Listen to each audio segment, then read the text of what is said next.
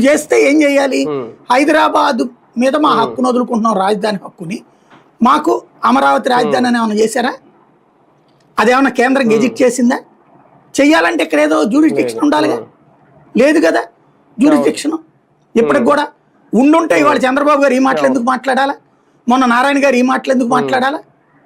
మనం ఎప్పటి నుంచినో చెప్తున్న మాట అదే మొక్క.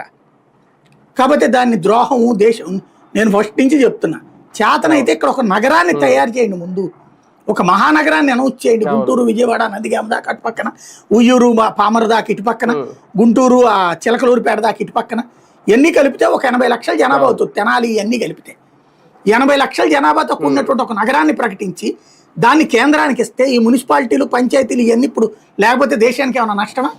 ఈ 4 రోజులు పోతే అంతకైతే ఇదంతా అయిపోయి అనౌన్స్ చేసి పడేసిన తర్వాత ఇవన్నిటి డివిజన్స్ కిందకు మారుస్తాం, అంతే కదా. కార్పొరేట్లు ఇప్పుడు కోకట్పల్లి ఒక డివిజను, మియాపూర్ ఒక డివిజను, లేకపోతే ఎల్బీ నగర్ ఒక డివిజను, ఇట్లా డివిజన్లు అవుతాయి, అంతే కదా.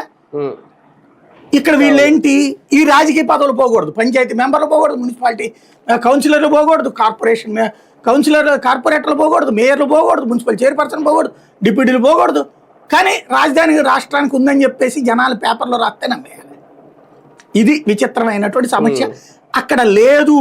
ఇవాల్టికి కూడా మనం విజన్తో ఆలోచించట్లేదు, ఇవాల్టికి కూడా చెప్పట్లేదు కేంద్రం.